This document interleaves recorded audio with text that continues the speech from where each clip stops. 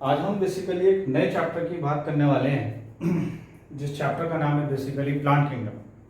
Actual में अभी मैंने क्या किया था कि अभी डायरेक्टली मैं आपको रेस्पिरेशन एंड प्लांट्स के दो पार्ट्स को मैंने पढ़ाया। वहाँ पर मैंने आपको पढ़ाया था बेसिकली ग्लाइकोलिसिस, और दूसरा मैंने पढ़ाया आपको that is the Krebs cycle. मेरी हमेशा कोशिश ये होती है कि ये जो दो चीज़ें हैं, ये अगर मेरा बस चले तो मैं हमेशा इसको फाउंडेशन में पढ़ा देता हूँ। डेट मीन्स के 10th में पढ़ा देता हूँ मैं ये दोनों साइकिल्स। लेकिन अलग अलग जगहों से लोग आते हैं, बच्चे आते हैं, तो किसी ने पढ़ा होता है, किसी ने नहीं पढ़ा होता, किसी ने नाम सुना होता है, किसी ने नाम भी नहीं सुना होता है। तो मेरी कोशिश थी कि मैंने उनको पहले कंप्लीट करा दिया, ठीक है। और कंप्लीट भी अभी वो पूरी तरीके से नहीं हुआ है। कंप्लीट वो तब होगा जब मैं आपको उस चैप्टर को थॉरोली और डिटेल में पढ़ाऊंगा। दैट मीन्स कि अभी जो चीज़ें मैंने उसमें कराई हैं वो सिर्फ अभी आपको याद करने वाली चीज़ें थी जो मैंने आपको हैंड ओवर की कि आप इसको याद कीजिए, और अगर याद नहीं होता है तो फिर मुझे बताइए, फिर मैं देखूँगा उसको कैसे याद होता है। लेकिन अब हम जो सीरीज से चलेंगे तो अब हम बेसिकली अपने चैप्टर से शुरू करेंगे, और अपना जो चैप्टर्स आते जाएंगे उसी से हमें शुरू करना है। तो बेसिकली जो हमारा सबसे पहला चैप्टर आ रहा है that is a plant kingdom. तो बात करते हैं अपन that is a plant kingdom की, ठीक है। प्लांट किंगडम के अंदर सबसे पहले मैंने कहा कि all those organisms which perform photosynthesis,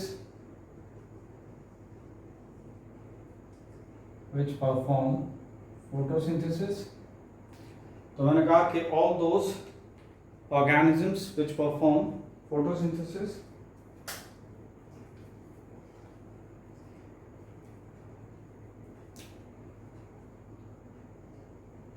multi cellular होंगे ये, ठीक है। मल्टी सेलुलर होंगे, परफॉर्म फोटोसिंथेसिस का मतलब ऑटोट्रॉपिक होंगे, ठीक है। फिलहाल परफॉर्म फोटोसिंथेसिस के आगे मैंने मल्टी सेलुलर के आगे लिख दिया ब्रैकेट में, दैट इज ऑटोट्रॉपिक होंगे, ठीक है। मल्टी सेलुलर होंगे, multicellular होंगे, and they have cell wall, ये इनकी क्वालिटी है। अगर कोई भी ऐसे ऑर्गेनिज्म हैं, समझ रहे हैं, जो कि ऑटोट्रॉप्स हैं, autotrophic mode of nutrition show करते हैं, मल्टी सेलुलर है, एक से ज्यादा सेल्स के बने हुए हैं, और उनके पास सेल वॉल प्रेजेंट है, तो इसका मतलब they are placed in plant kingdom। तो हम ऐसे और प्लांट्स को हम किंगडम प्लांटी में रखेंगे जिनकी खूबी ये है कि वो ऑटोट्रॉप्स हों, सेल वॉल प्रेजेंट हो, और मल्टी सेलुलर हो, ठीक है। तो आज हम बेसिकली बात करेंगे पहले क्लासिफिकेशन की, कि कैसे हम उन प्लांट्स को क्लासिफाई हम कर लें ताकि हमारा पढ़ना और समझना आसान हो जाए। तो सबसे पहले जितने भी जो प्लांट्स, इवन आपने क्लासिफिकेशन 9th क्लास में भी पढ़ा है, लेकिन वो 9th क्लास का जो क्लासिफिकेशन था बेटा वो तो बहुत कम था। असली क्लासिफिकेशन तो अब आएगा, ठीक है। तो फिलहाल आगे बढ़ते हैं हम लोग।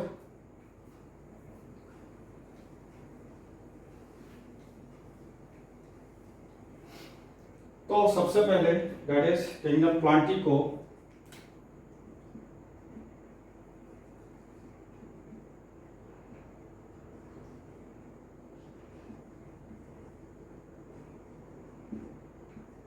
को मैंने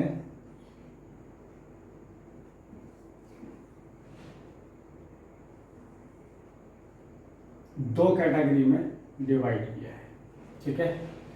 एक है क्रिप्टोगेम्स और एक है दैट इज अ फेनेरोगेम्स। ठीक है, क्रिप्टोगेम्स के अंदर मैंने लिखा है कि सीड्स आर एब्सेंट, और यहां पे मैंने लिखा है कि सीड्स आर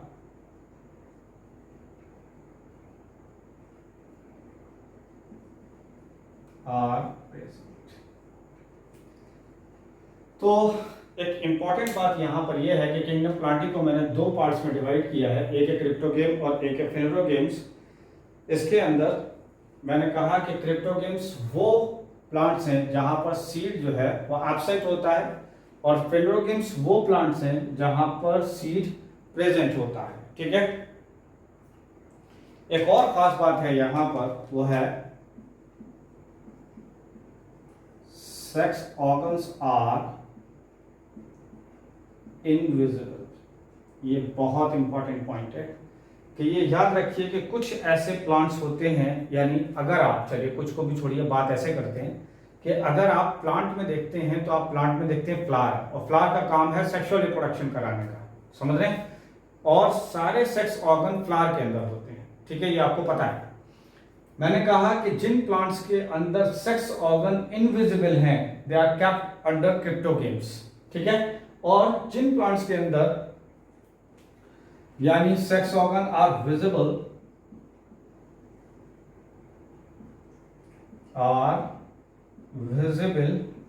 उनको हमने प्लेस किया है दैट इज फेनेरोगेम्स के अंदर। ठीक है, यहां पर इन वर्ड्स का भी मतलब आपको समझना होगा कि आखिर इन वर्ड्स का क्या मतलब है। बेटा गेम्स के मायने होते हैं दैट इज मैरिज के।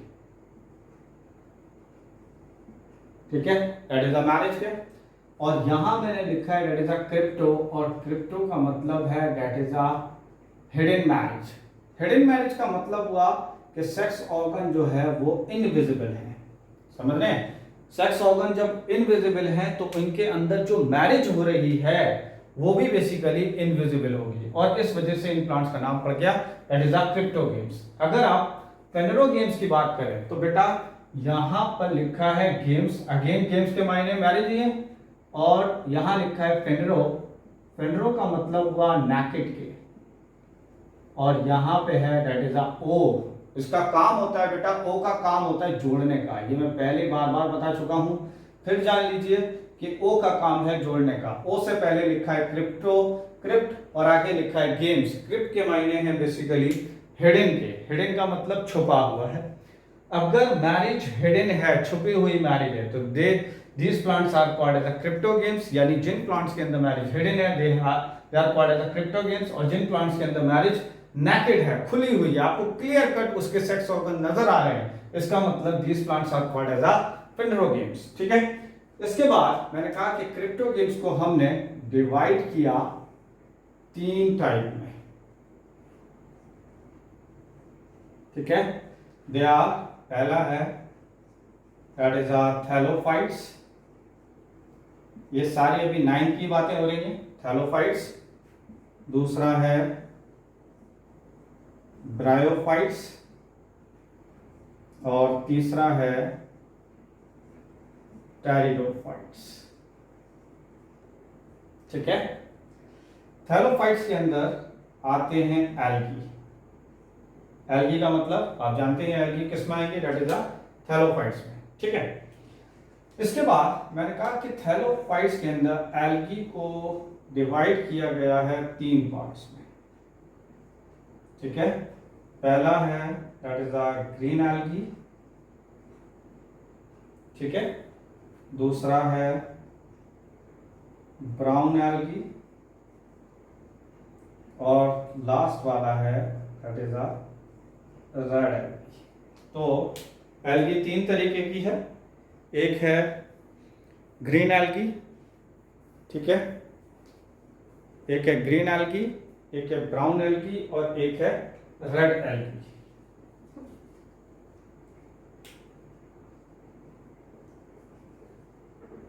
तो this is the green algae, this is brown algae and this is red algae. इनके असली नाम की बात करें तो ये कहलाती है क्लोरोफाइसी।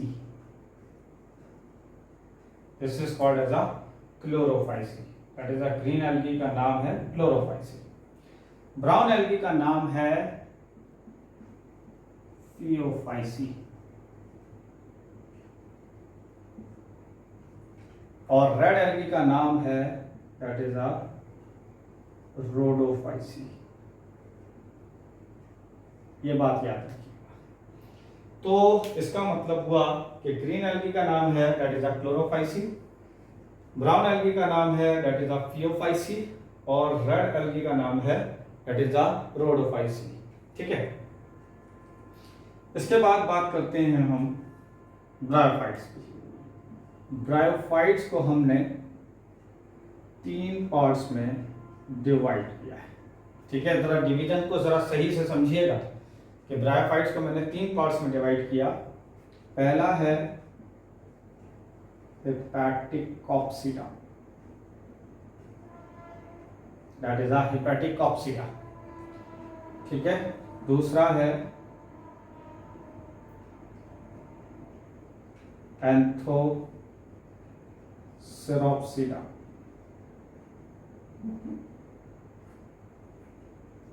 एंथोसेरोप्सिडा और लास्ट वाला है दैट इज अ ब्रायोप्सिडा। तो ब्रायोफाइट्स को हमने 3 पार्ट्स में डिवाइड किया है, हेपेटिकॉप्सिडा, एंथोसेरोप्सिडा और लास्ट वाला है दैट इज अ ब्रायोप्सिडा। ठीक है, हेपेटिकॉप्सिडा की बात करें तो ये कहलाता है बेसिकली लिवरवर्ट्स। ये कहलाएगा लिवरवर्ट्स। एंथो देखो, पहली चीज अभी वर्ड का भी मतलब बताऊंगा। फिलहाल एंथोसेरोप्सिडा की बात करें तो this is a hornworts, this is a hornworts। Bryopsida की बात करें तो these are mosses, ये बेसिकली mosses है। ठीक है, यहां पर सारा मतलब वर्ड में छुपा हुआ है। दैट मीन्स यहां लिखा है हेपेटिक, ये लिखा है हेपेटिक और हेपेटिक के मायने होते हैं लीवर के। ये लिवर, इसका मतलब ये जो प्लांट्स हैं, इस प्लांट्स के अंदर लिवर के जैसे नॉचेस होते हैं, यानी कुछ फोल्डिंग्स होती हैं। इस वजह से इन प्लांट्स का नाम पड़ गया, लिवर से ही नाम बना है, दैट इज अ लिवरवर्ट्स। यहां लिखा है एंथो, एंथो के मायने होते हैं हॉर्न के, हॉर्न के मायने होते हैं सींग के, बेटा सींग होते हैं। इस तरीके से अगर देखा जाए तो ऐसे सींग हैं, इस तरीके से देखा जाए तो इस तरीके के सींग। बॉडी इस तरीके की थी पूरा, तो दैट इज अ हेपेटिकॉप्सिडा। इसके ऊपर, इस बॉडी के ऊपर इस तरीके से सींग आ गए तो एंथोसेरोप्सिडा। और अगर छोटी छोटी सी लीव्स आ गई, छोटी छोटी सी लीव्स आ गई, छोटी छोटी सी लीव्स आ गई, तो दे आर ब्रायोप्सिडा। ठीक है,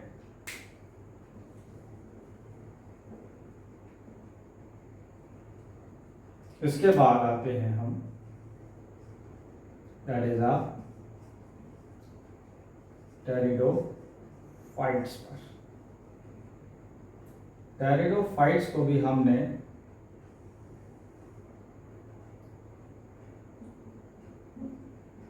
ऐसा करिए, पहले इसको लिख लीजिए जल्दी से तो मैं आगे बढ़ता हूं।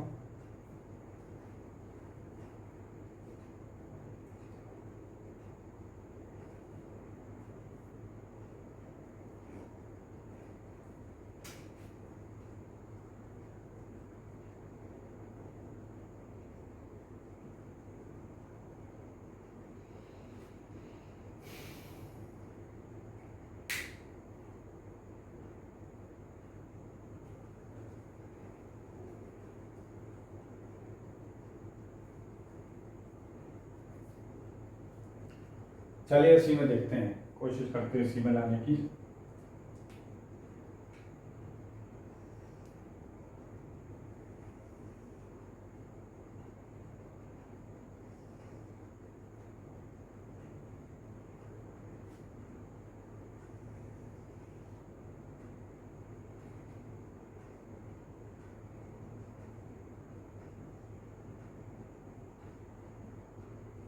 दैट इज ऑफ 4 टाइप्स के हैं टेरिडोफाइट्स।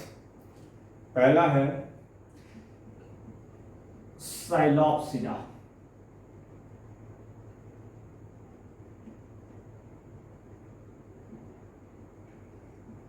साइलॉप्सिडा। दूसरा है लाइकॉप्सिडा, ठीक है। उसके बाद है स्पेनॉप्सिडा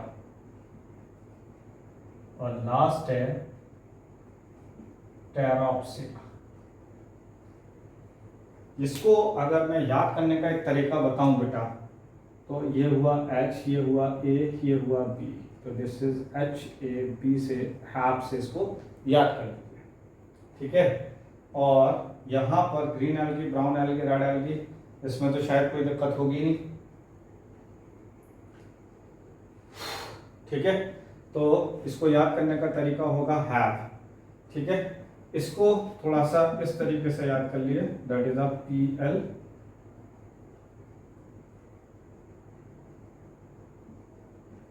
SP। इसको ऐसे याद कीजिए कि दैट इज पुलिस। पुलिस के अंदर अगर देखें, या इसको ऐसे याद कर दीजिए, दैट इज पल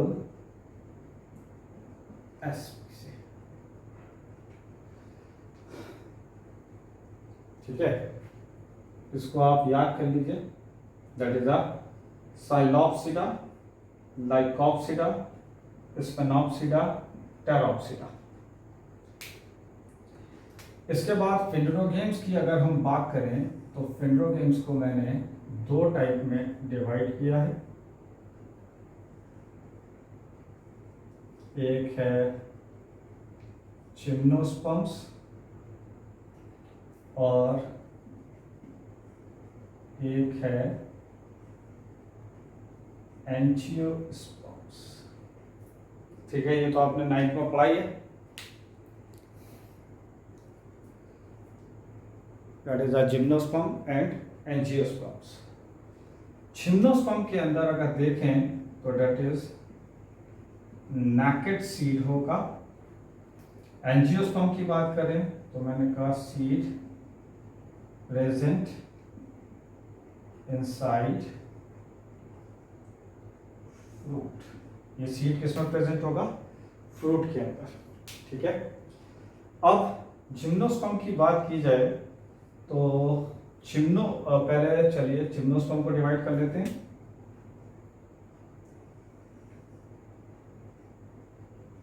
तो पहले है साइकेडॉप्सिडा, कॉनिफेरॉप्सिडा,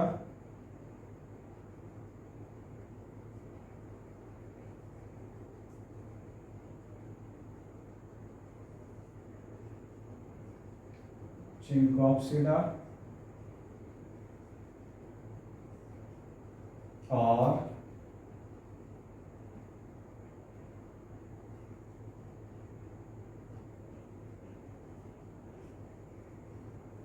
that is a Netopsida.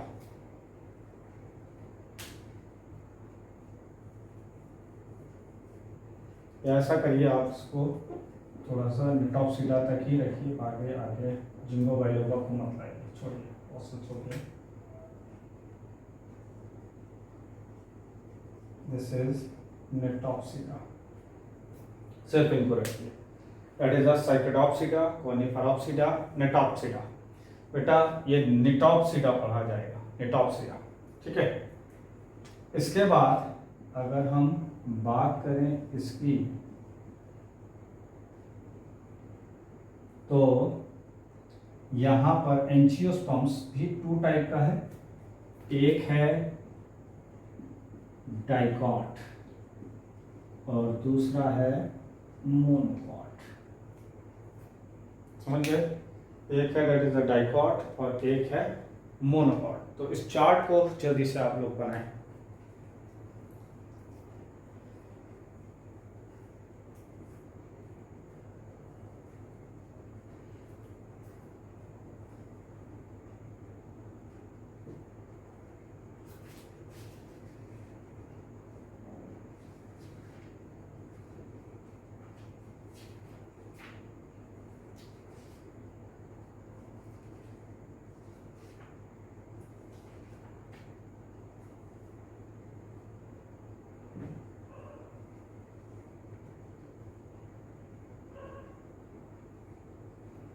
जल्दी से बनाइए, फिर हम लोग आगे बढ़ते हैं।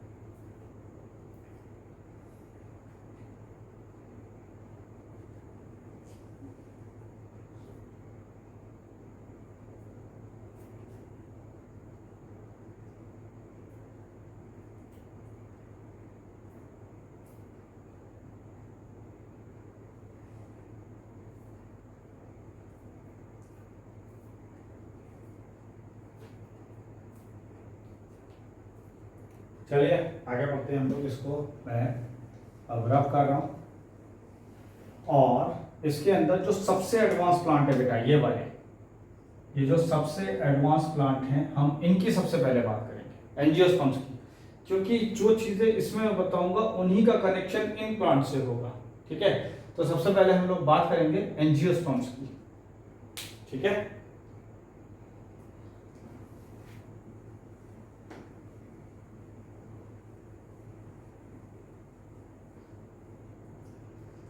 तो आइए सबसे पहले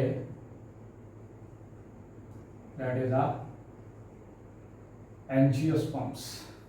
ठीक है, एंजियोस्पर्म्स का, एंजियो का मतलब होता है वासल्स, एंजियो मतलब वासल्स, एंड स्पर्मा मतलब होता है सीड के।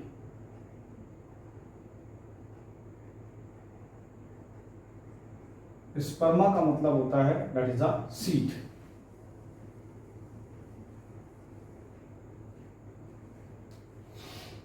ठीक है, तो इस प्लांट की अगर बात करें तो ये सबसे ज्यादा हाईली और रिसेंट प्लांट्स हैं।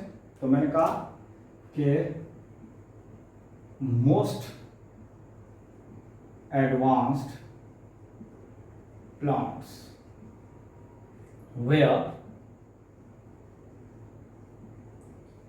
seeds are enclosed in, where seed are enclosed in fruits। ये खास पहचान है इसकी कि सबसे ज़्यादा एडवांस है, और एडवांस प्लांट के साथ साथ ये रीसेंट प्लांट भी हैं, रीसेंट भी हैं ये प्लांट्स। तो फिलहाल मैंने रीसेंट यहाँ लिख दिया है, that is a recent plants है। ठीक है, दूसरी बात मैंने कहा कि sporophylls, sporophylls are organised in plants. अभी आपको नहीं पता कि स्पोरोफिल क्या है, ठीक है, तो उसकी भी डेफिनेशन मैंने यहाँ पे लिख दिया कि स्पोरोफिल क्या है। तो मैंने कहा कि leaf which bear spores,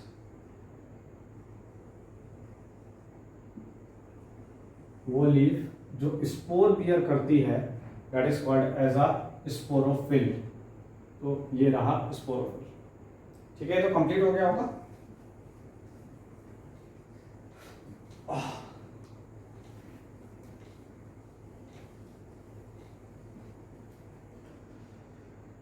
next point पर आते हैं। अराउंड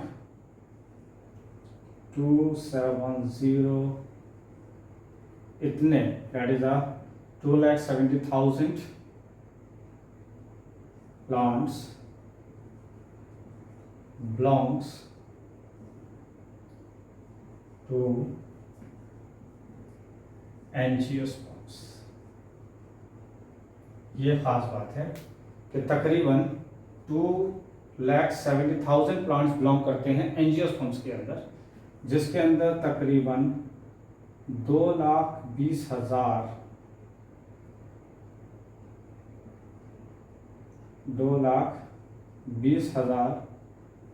belongs to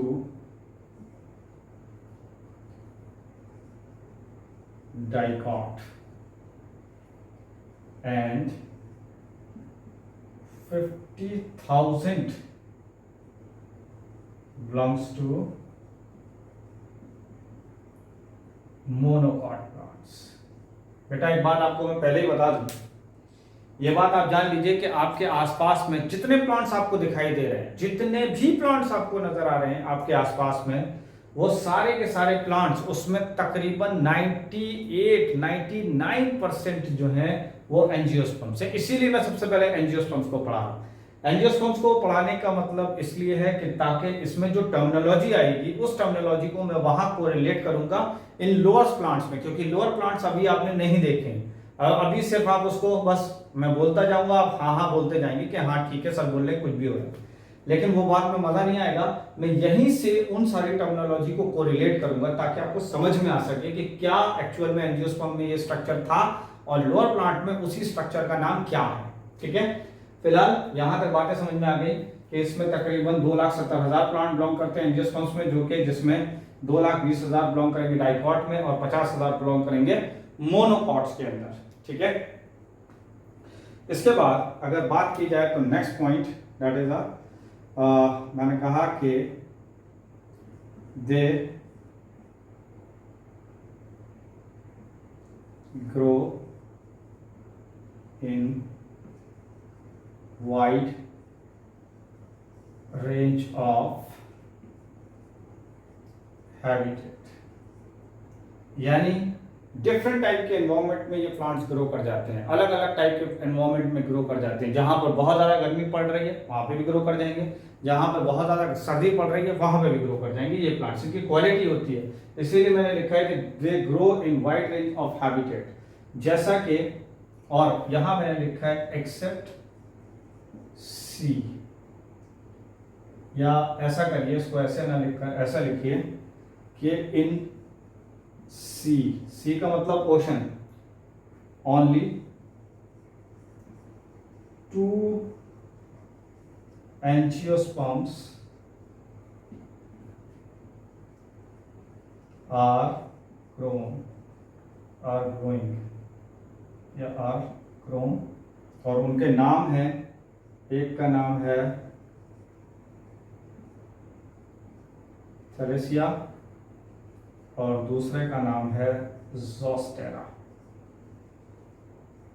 ये एक और चीज यहां पर बात आती है that is a tallest angiosperm की। तो बेटा टॉलेस्ट एंजियोस्पर्म कौन सा है? तो टॉलेस्ट एंजियोस्पर्म है दैट इज अ यूकैलिप्टस रिगेंस। ठीक है, this is the tallest angiosperm.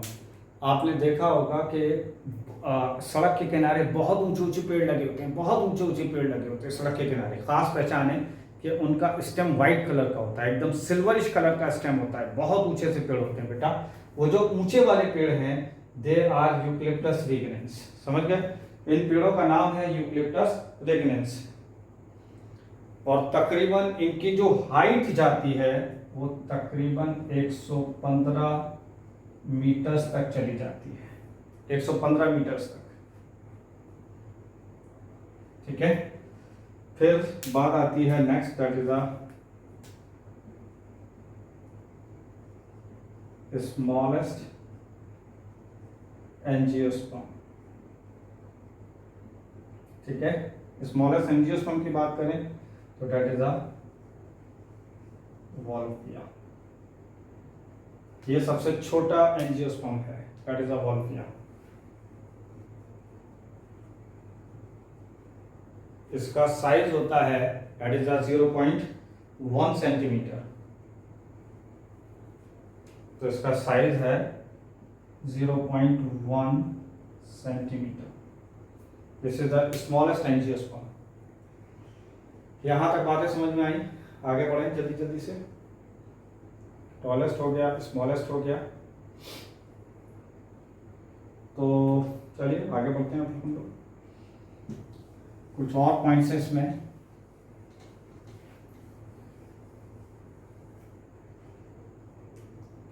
तो यहां पे मैंने लिखा है कि स्पोरोफिल्स, ठीक है, ऑर्गेनाइज्ड इनटू फ्लावर। ठीक है, यानी जो स्पोरोफिल्स हैं वो ऑर्गेनाइज हो रहे हैं किसके अंदर? फ्लावर में। अभी तक आपको यही नहीं पता कि स्पोरोफिल किसे कहते हैं, अभी भी समझ में कम आया है। ठीक है, तो आते हैं इसी बात पर कि किसको हम स्पोरोफिल कह रहे हैं। तो चलिए इसको मैं पूरा ही रखवा दूं, मुश्किल होगा। अगर मैं आपको दिखाऊं फ्लावर को, बेटा फ्लावर कुछ इस तरह का होगा।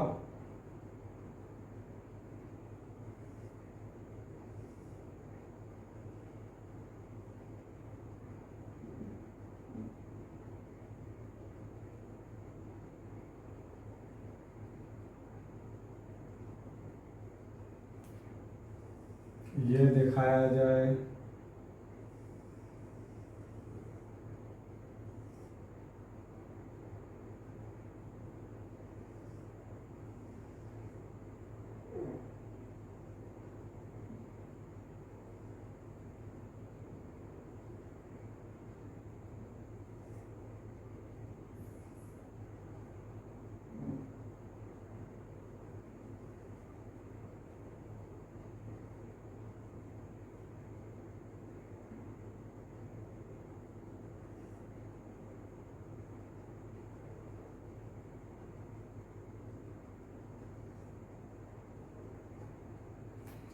इस तरीके का फ्लावर है।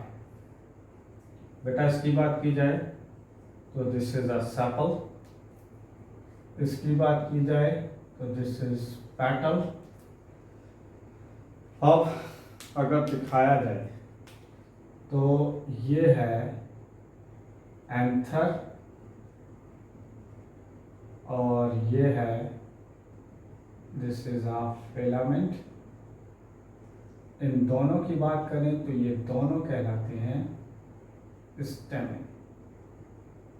इसको हम कहते हैं स्टेमेन। ठीक है, इस स्टेमेन के अंदर मैंने ये कुछ, एंथर के अंदर मैंने ये डॉटेड दिखाए बेटा, ये डॉटेड दिखाए,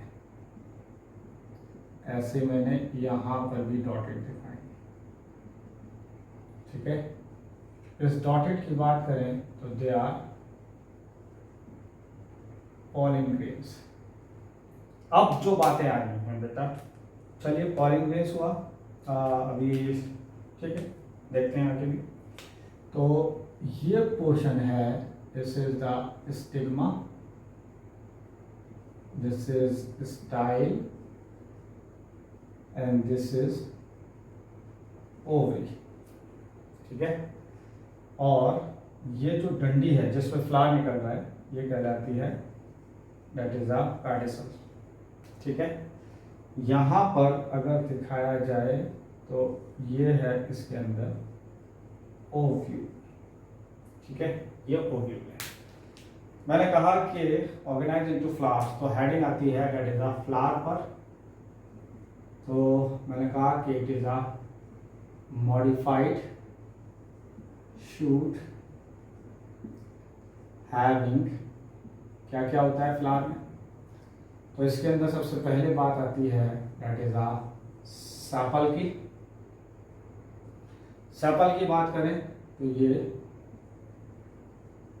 ग्रीन कलर लीव्स हैं, देख लीजिए ये नीचे वाली लीव्स है, ये वाली। अब एक लाइन में यहाँ पे लिख रहा हूँ that is a group of sepals is called calyx, ये इंपॉर्टेंट बात है। एक ग्रुप ऑफ सेपल्स को हम क्या कहेंगे, कैलिक्स। इसके बाद नेक्स्ट पॉइंट आता है that is a petal. Petal में मैंने लिखा कि this is a colourful part of flower, ठीक है, कलरफुल पार्ट है फ्लावर का। यहाँ पर that is a group of petals को हम कहते हैं कोरोना, ठीक है। अब मैंने एक लाइन यहाँ लिखी है कि sepal and petals are non essential part of flower, ये इंपॉर्टेंट बात है। कीजिए जल्दी से इसको कंप्लीट, आगे बढ़ते हैं हम लोग फिर।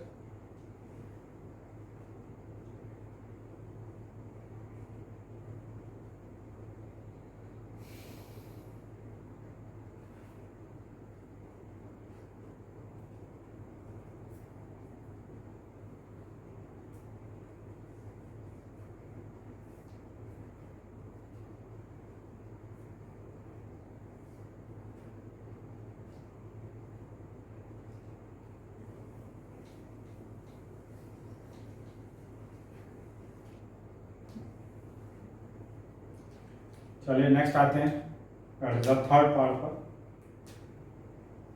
थर्ड पार्ट की अगर बात की जाए तो हम बात कर रहे हैं stamen. Stamen mail reproductive part है,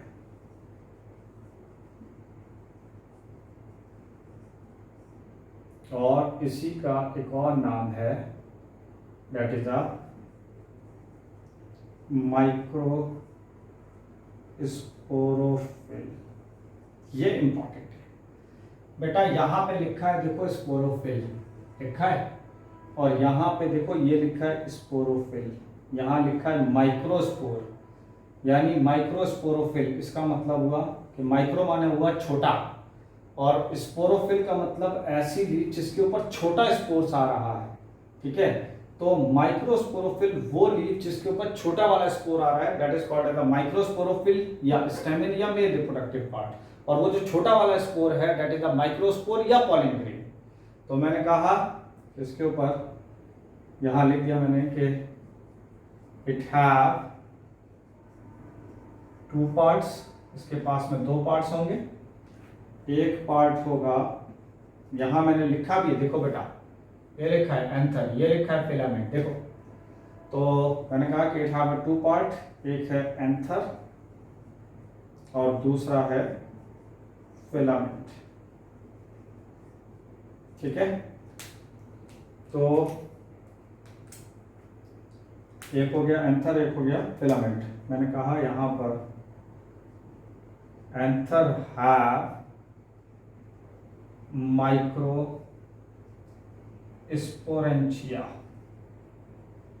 ये बहुत इंपॉर्टेंट है कि एंथर हैव माइक्रोस्पोरेंचिया। माइक्रोस्पोरेंचिया का मतलब हुआ that is a pollen chamber.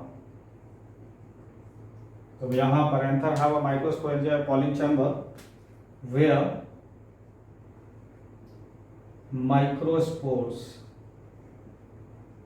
Microspores का मतलब हुआ दैट इज pollen grain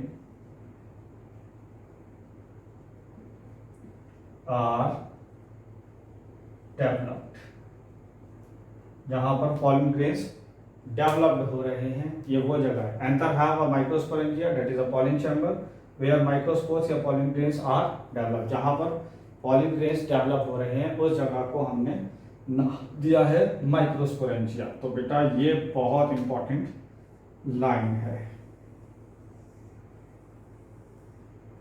इस लाइन से दो बातें क्लियर हो गई, ठीक है। उसको मैं यही बॉक्स में या इसको लास्ट में मैं लिखता हूं, चलिए ऐसा कर लेते हैं, लास्ट में लिखते हैं, ठीक है। यहां तक कंप्लीट हुआ, pollen grains हुआ, माइक्रोस्पोर pollen grains, ठीक है। आगे बढ़ते हैं।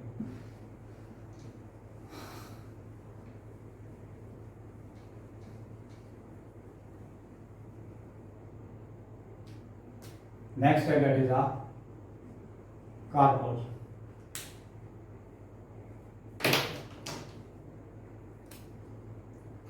नेक्स्ट है कार्पेल। कार्पेल का ही दूसरा नाम है that is a pistil. Pistil का ही तीसरा नाम है that is a megasporophyll. Megasporophyll ही का ही नाम है that is a female reproductive part. It is a female reproductive part, ठीक है। ये सारे नाम इसी के हैं। तो मैंने यहाँ पे कहा कि इट हैव 3 पार्ट्स। इसके कितने पार्ट्स थे? That is are 3 parts. 3 parts में पहला पार्ट क्या था? स्टिग्मा, दूसरा पार्ट था स्टाइल, तीसरा पार्ट था ओवरी, ठीक है। फिर यहां पर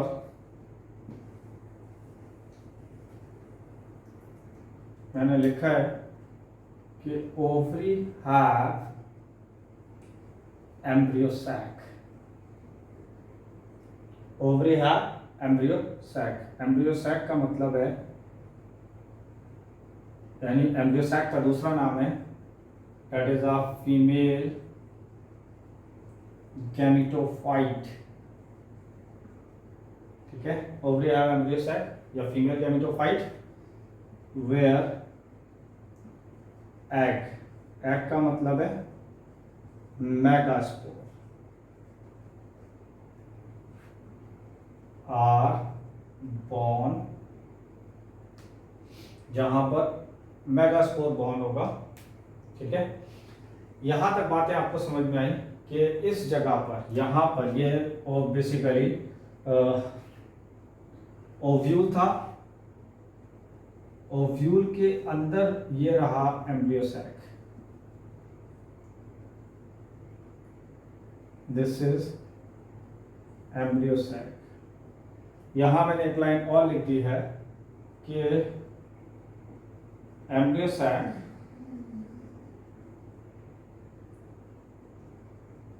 प्रेजेंट इन ओव्यूल। यहां तक बात। चलिए जल्दी से हो गया है कंप्लीट।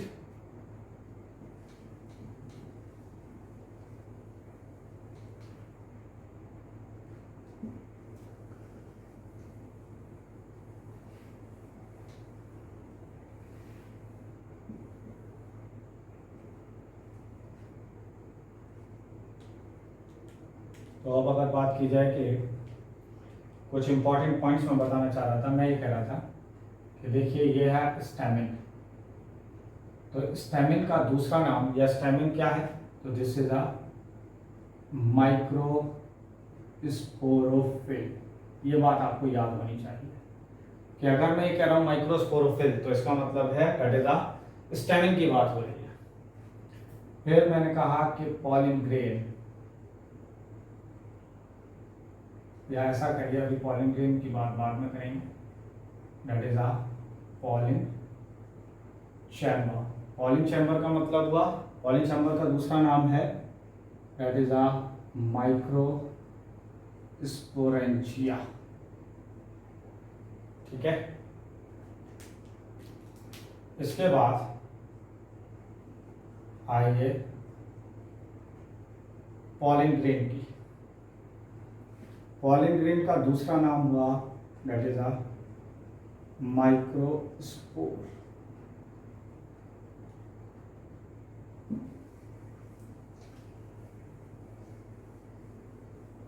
एक और इंपॉर्टेंट बात मैं आपको यहां बता रहा हूं, जिस नाम के आगे लिखा होता है या, लास्ट में लिखा होता है या, तो समझ जाइएगा कि ये प्लूरल है, एक से ज्यादा है। अगर एक से ज्यादा होगा तो इसका मतलब है प्लूरल है, और अगर यम लिखा है लास्ट में, यम, तो इसका मतलब है सिंगुलर है। ये बात याद रखिएगा। जैसे यहां पे लिखा है या, तो इसका मतलब हुआ कि ये एक से ज्यादा है, तब इसका नाम हमने दे दिया that is a microsporangia. Pollen grain का दूसरा नाम है माइक्रोस्पोर। ठीक है, इसी तरीके से कार्पल या पिस्टिल का दूसरा नाम है मेगा स्पोरोफिल। इसी तरीके से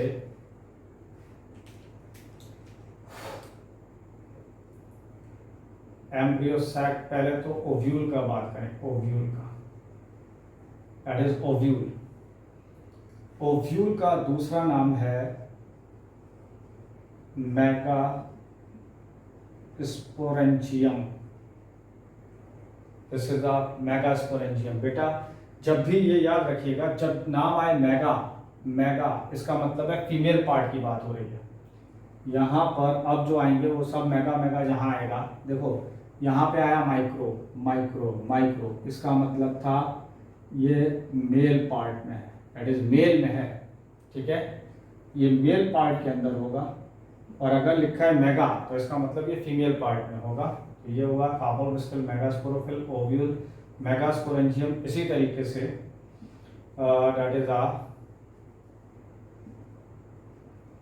एम्ब्रियोसैक। एम्ब्रियोसैक की अगर बात की जाए तो एम्ब्रियोसैक का दूसरा नाम है, this is a female gametophyte. इसी तरीके से एग की बात करें हम तो ये कहलाएगा मेगास्पोर। ये इंपॉर्टेंट बातें हैं, ये सारी टर्मिनोलॉजी आपको याद होनी चाहिए।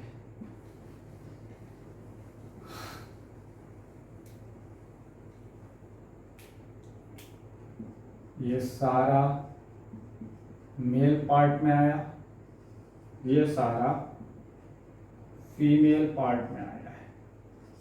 फीमेल पार्ट को जानने का तरीका है, डेट इज के इसके नाम में मेगा लिखा होगा, मेल है इसके नाम में माइक्रो लिखा होगा, ये पहचान है।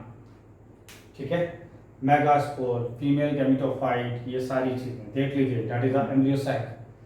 और देखिए अब इनके टर्मिनोलॉजी को भी अगर हम थोड़ा सा एलोब्रेट करने की कोशिश करें तो देखिए कैसे इसको और समझा जा सकता है। ठीक है, इनके क्या इंपॉर्टेंस है। तो मैंने कहा कि microsporophyll that is bear, microsporangia in which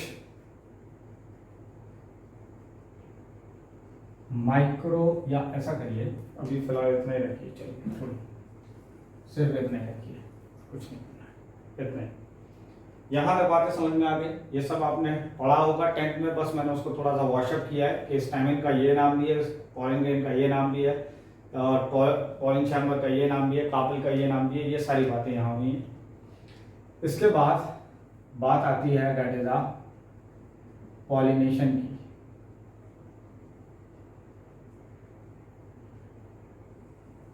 pollination की बात कर लेते हैं। तो पॉलिनेशन में मैंने कहा कि that is a transfer of pollen grain from anther to stigma। ठीक है,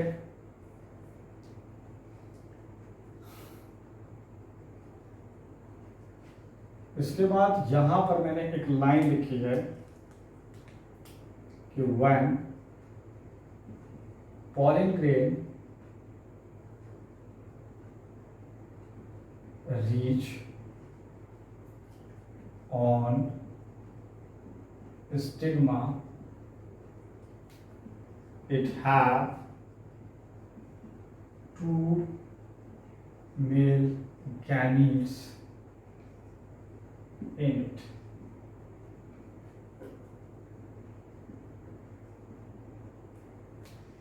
यहां पर मैंने लिखा है कि जब पॉलिन ग्रेन स्टिग्मा पे पहुंचेगा तो उस पॉलिन ग्रेन के अंदर देखा जाए तो दो मेल गैमीट्स प्रेजेंट होते हैं, दो मेल गैमीट्स।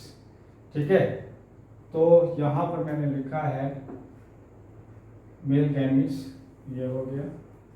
अब यहां पर मैंने एक और टर्मिनोलॉजी यहां पे लिखी है, तो मैंने लिखा है दैट इज अ मेल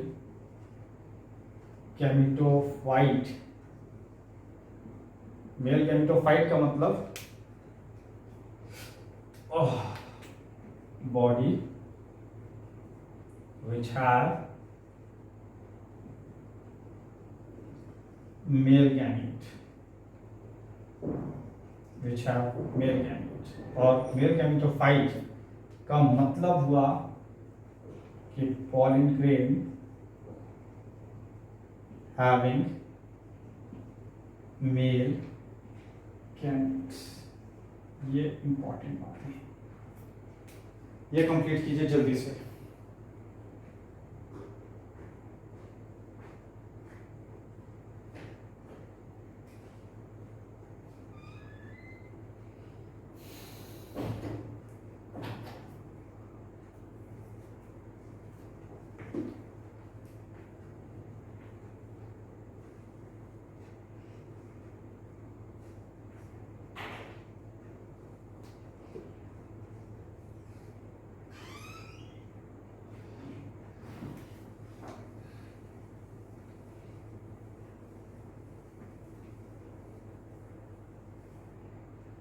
यहां तक बातें हुई।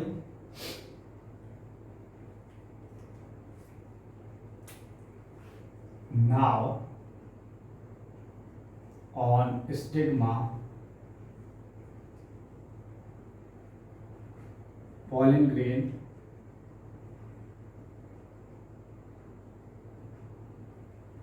देखिए, अब मैं आपको यहाँ पे दिखाता हूँ ताकि जो दिखा रहा हूँ ताकि वो समझ में भी आना आसान हो जाए।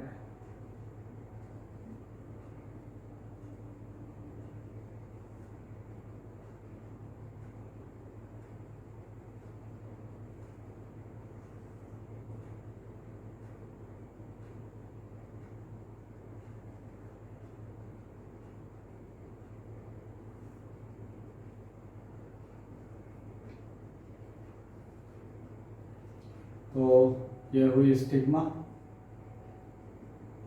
ये हुई style and this is ovary.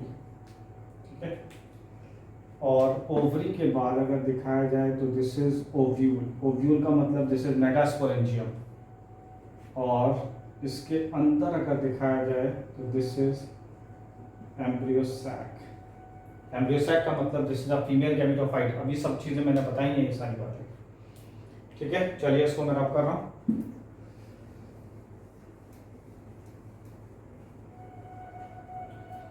तो ये मैंने स्ट्रक्चर दिखाया है,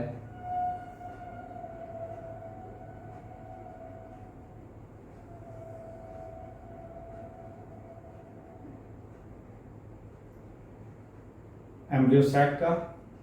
दिस इज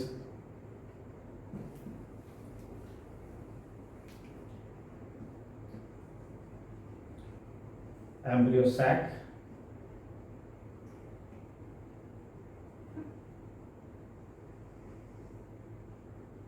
इसमें अगर देखा जाए तो एक ये स्ट्रक्चर, ये ये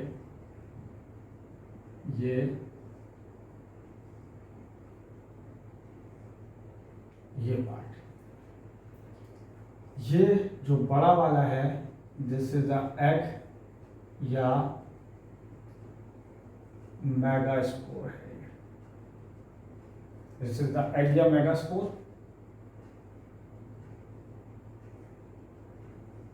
दिस इज सिनर्जिड्स, ये भी सिनर्जिड, ये भी सिनर्जिड, ठीक है। ये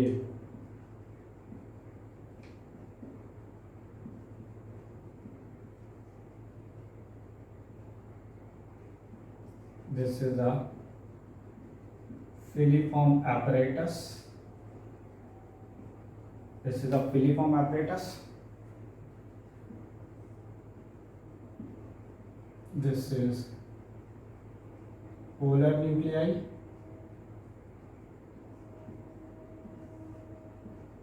एंड इन तीनों की बात करें तो ये एंटीपोडल सेल्स है। बेटा यहाँ मैंने लिखा है पोलर न्यूक्लियाई, इसका मतलब है कि ये न्यूक्लियाई सेल्स के अंदर है, तो उस सेल का नाम है that is a central cell, ठीक है। ये स्ट्रक्चर जो अभी मैंने बनाया है ये एम्ब्रियो सैक है। This is the embryo sac. यहाँ पर ये पॉलिन ग्रेन आया है, ठीक है। ये पॉलिन ग्रेन ने मैंने कहा कि इस तरीके से अगर दिखाया जाए तो ये ऐसे करके पॉलिन ट्यूब बनाता हुआ चला रहा है, ये पॉलिन ट्यूब बन रहा है, तो this is a pollen tube, ये बनता हुआ चला रहा है और ये इस तरीके से जा रहा है, ठीक है। पहले ही बता चुका हूं कि पॉलिन ट्यूब के अंदर 2 मेल गैमीट होंगे, दैट मीन्स कि 2 मेल गैमीट होंगे, ठीक है। ये बात पहले ही मैंने बताया था। और अगर मैं यहाँ पर दिखाऊं तो इस तरीके से ये पॉलिन ट्यूब चला आ रहा है और ये पॉलिन ट्यूब ऐसे आया और इस तरीके से एंटर करेगा।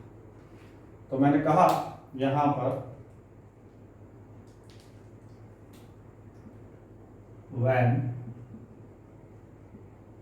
pollen tube enter in embryo sac through synergid, ठीक है, through synergid they through synergid it release 2 male gametes, release 2 male gametes in central cell। तो ये 2 मेल गैमीट रिलीज इन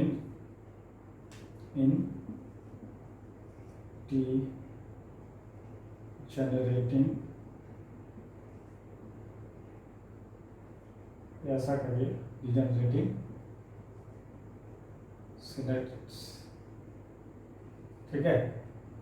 अब यहाँ पर मैंने लिखा है, देखिए बहुत इंपॉर्टेंट बात यहाँ पर जो मैं बताना जा रहा हूँ। मैंने कहा कि ये जो पॉलिन ट्यूब एंटर किया इस सिनर्जिड के अंदर, जब ये पॉलिन ट्यूब एंटर किया सिनर्जिड में तो ये सिनर्जिड डिस्ट्रॉय हो जाएगा। जैसे ये सिनर्जिड डिस्ट्रॉय हुआ वैसे ही ये सिनर्जिड भी डिस्ट्रॉय हो जाएगा। और जब ये सिनर्जिड डिस्ट्रॉय हुआ तो इसने 2 मेल गैमीट रिलीज कर दिए एम्ब्रियो सैक के अंदर। देख लीजिए ये दोनों के दोनों मेल गैमीट है बेटा, ये मेल गैमीट है जिसको पॉलिन ट्यूब लेके आया था। ये है pollen tube, this is the pollen tube जो लेके आया था। तो पॉलिन ट्यूब अपने साथ 2 मेल गैमीट लेके आया, अंदर गया सिनर्जिड के अंदर। जैसे सिनर्जिड के अंदर गया सिनर्जिड डिजनरेट होने लगा। जैसे एक सिनर्जिड डिजनरेट हुआ, दूसरा सिनर्जिड भी डिजनरेट होने लगा, और फाइनली इस पॉलन ट्यूब ने 2 मेल गैमीट रिलीज कर दिए इस एम्ब्रियो सैक के अंदर, यानी डिजनरेटिंग सिनर्जिड के अंदर 2 एम्ब्रियो सैक इसने रिलीज कर दिए। ठीक है, यही बात मैंने यहाँ लिखी है, ये सारी बात मैंने यहाँ लिखी है, मेंशन किया।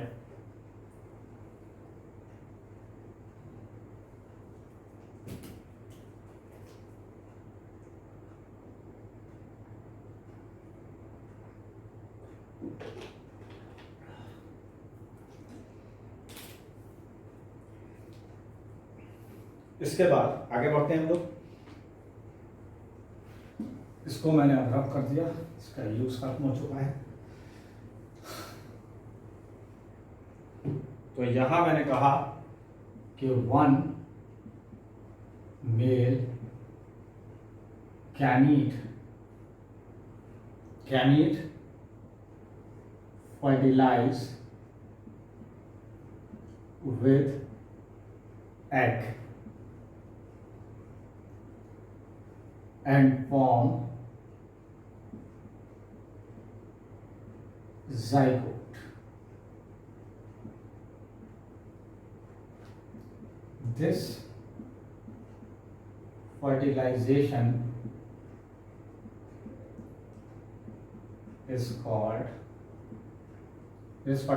is called syngamy. This fertilization is called syngamy. इसको अगर मैं दिखाने की कोशिश करूं तो मैंने कहा कि देखो ये एक मेल गैमीट है, तो this is a male gamete. इसका फर्टिलाइजेशन हुआ है एग के साथ में। एग को अगर मैं दिखाऊं तो मैंने ऐसे दिखाया है, दिस इज एग। बेटा एग भी हैप्लॉइड है, मेल गैमीट भी हैप्लॉइड है, और जब ये दोनों फर्टिलाइज किए, ठीक है, तो इन्होंने बना दिया जाइगोट, और जाइगोट 2n है।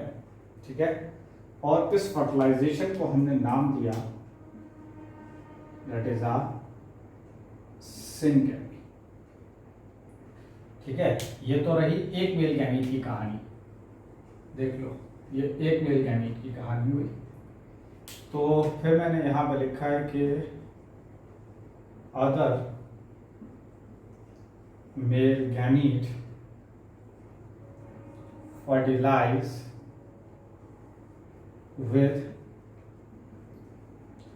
2 polar nuclei and form endosperm. ठीक है, कैसे हुआ अगर दिखाया जाए तो ये एक मेल गैमीट था, जैसे द मेल गैमीट जो कि एन से मैंने दिखाया, फर्टिलाइज बाय, देखो यहाँ पे 2 पोलर न्यूक्लियाई। देखो न्यूक्लियाई तभी लिखा है जब ये प्लूरल था, इसलिए न्यूक्लियाई है। अगर सिंगुलर होता तो न्यूक्लियस लिखा होता। तो मैंने कहा कि ये 2 पोलर न्यूक्लियाई हैं, लेकिन ये दोनों पोलर न्यूक्लियाई अब ऐसे हो चुके हैं कि ये जो 2 पोलर न्यूक्लियाई थे, तो मैंने लिखा कि पोलर न्यूक्लियाई फ्यूज का मतलब आपस में मिल गए, एंड फॉर्म सेकेंडरी न्यूक्लियस। अब ये फॉर्म कर रहा है सेकेंडरी न्यूक्लियस। जब मेल गैमीट और 2 पोलर न्यूक्लियाई का मतलब है that is a 2n condition. बेटा ये n था, इसमें 2 न्यूक्लियाई थे जो आपस में फ्यूज कर गए, जिसकी वजह से एक 2n कंडीशन हो गई। जब ये आपस में फ्यूज किए तो इससे ये बना, और ये जो बना है दिस इज अ एंडोस्पर्म। क्या बना है ये? एंडोस्पर्म। एंडोस्पर्म की अगर बात की जाए तो दिस इज अ 3n। ठीक है, ये लिखा है दैट इज अ 3n, क्योंकि एक n ये 2n ये, तो this is a 3n। 3n का मतलब हुआ दिस इज अ ट्रिप्लॉइड।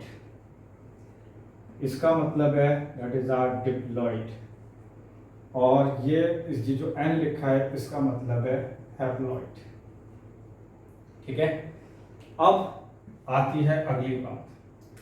तो यहाँ पर मैंने कहा, अच्छा ये जो एंडोस्पर्म लिखा है मैंने यहाँ पर एंडोस्पर्म, बजाय इसको एंडोस्पर्म लिखने के यहाँ पर बेहतर है this is the primary endosperm nucleus, ये सही है। दिस इज द पेन कहलाता है, this is the primary endosperm nucleus. और मैंने कहा कि नाउ अब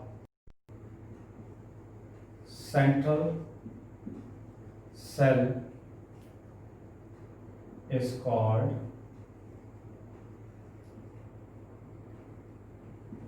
primary endosperm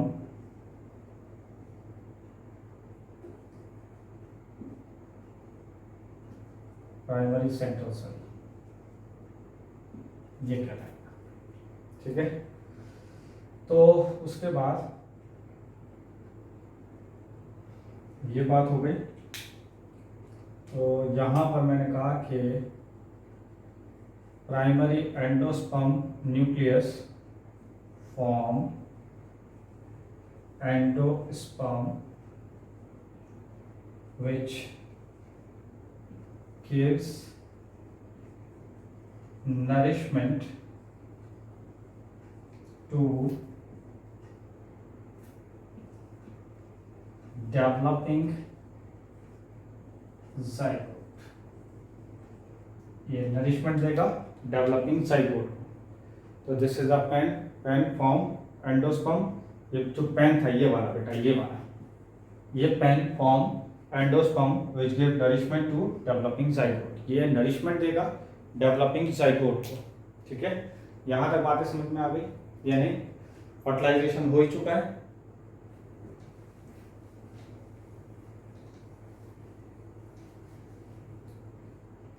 फर्टिलाइजेशन यहाँ पर हो ही चुका है, इसके बाद डेवलपिंग जाइगोट हो गया। ये सारी चीज़ों में क्या बता रहे थे? हाँ, तो मैंने यहाँ लिखा है कि आफ्टर फर्टिलाइजेशन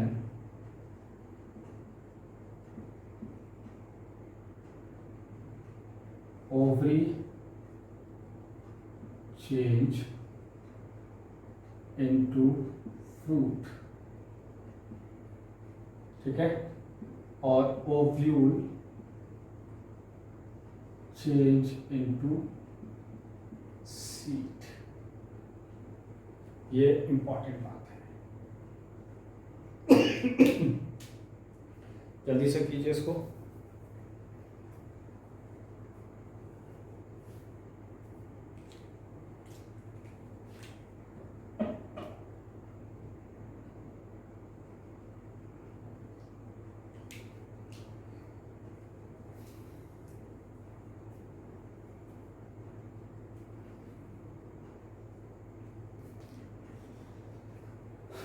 चलिए कंप्लीट हुआ, आगे बढ़ते हैं।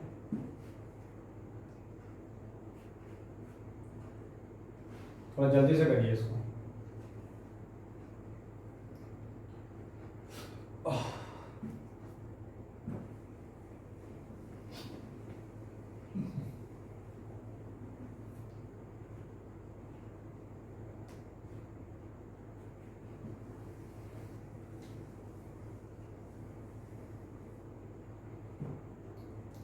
अब हम बात करते हैं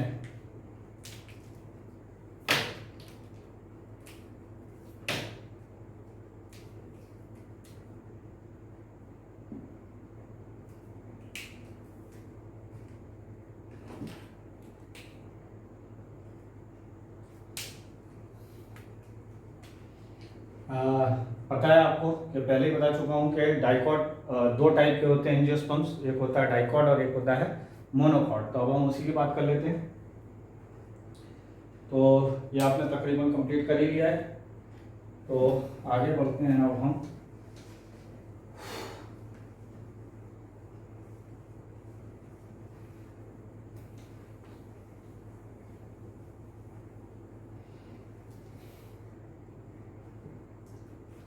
So that is a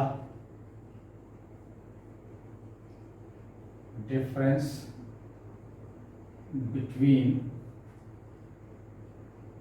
dicot and monocot.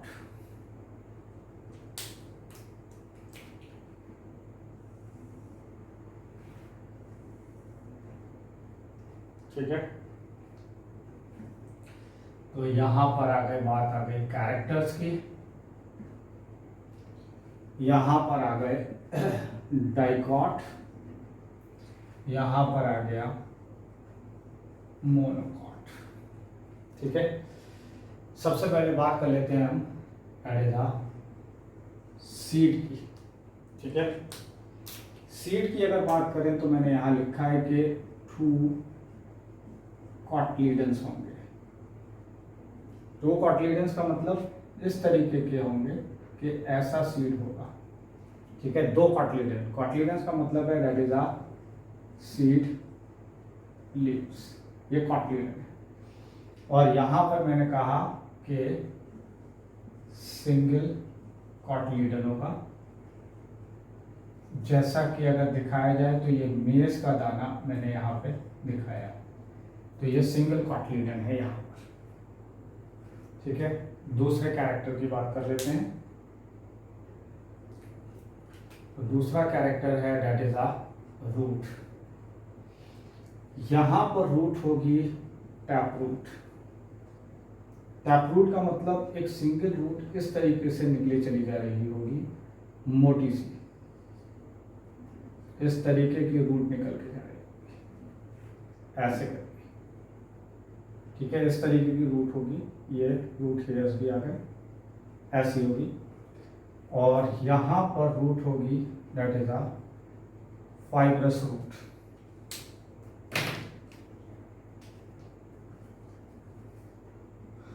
तो यहां पर रूट होगी that is a fibrous root. ठीक है, फाइब्रस रूट कैसी होती है वो भी देख लीजिए। फाइब्रस रूट इस तरीके की होगी, बहुत सारी रूट्स होंगी, बहुत सारी, जैसा कि आपने प्याज के नीचे देखा होगा। प्याज के नीचे, ये जो प्याज के नीचे रूट्स है, इस तरीके की रूट्स हैं, that is a fibrous root. Single root थी, that is a tap root. आइए स्टेम पर, स्टेम। तो यहां पर मैंने कहा कि सॉलिड एंड वुडी। एक तो डाइकॉट में स्टेम जो होगा वो सॉलिड होगा और वुडी होगा, उसमें लकड़ी प्रेजेंट होगी। यहां पर मैंने कहा कि हॉलो होगा, हॉलो एंड वुड, छोड़िए ये हॉलो होगा, बस इतना याद रखिए। ठीक है, इसके बाद नेक्स्ट आइए, बात करें हम तो कैम्बियम की बात कर लेते हैं। That is a cambium. आपने पढ़ा होगा लेटरल मेरिस्टेम। बेटा लेटरल मेरिस्टेम की पहचान ये है कि अगर वुड प्रेजेंट है तो लेटरल कैम्बियम है, और वुड नहीं है तो इसका मतलब है लेटरल कैम्बियम एब्सेंट है। तो यहां पर मैंने कहा कि वुड प्रेजेंट है, तो इसका मतलब कैम्बियम प्रेजेंट है। और यहां पर वुड एब्सेंट है, तो कैम्बियम भी यहां पर एब्सेंट है। इसके बाद आ जाइए लीव्स पर। लीव में वेनेशन की बात हो रही है, वेनेशन की। यहां पर रेटिकुलेट वेनेशन है, और यहां पर पैरेलल वेनेशन है।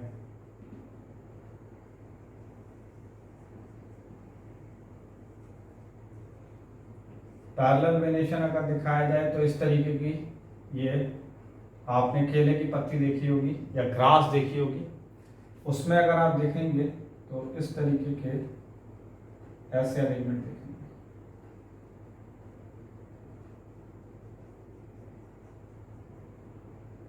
इस तरीके के पैरेलल होंगे। रेटिकुलेट वेनेशन में क्या होगा, इस तरीके की लीफ है,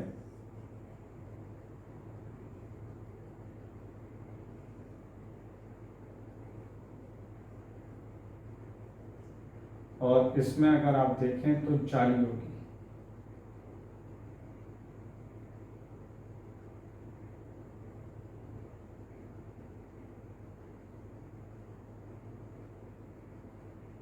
ऐसी, तो यहाँ पर रेटिकुलेट वेनेशन में जाली प्रेजेंट है, ये जाली है।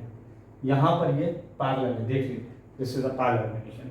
अगर किसी पत्ती में वेनेशन इस तरीके का है कि पैरेलल लगे हुए वेन और वेनलेट्स, तो इसका मतलब है कि वो मोनोकॉट है। और अगर इस तरीके की जाली दिख रही है तो इसका मतलब है कि वो डाइकॉट है। ये पहचान है। इसके बाद आइए फ्लावर पर।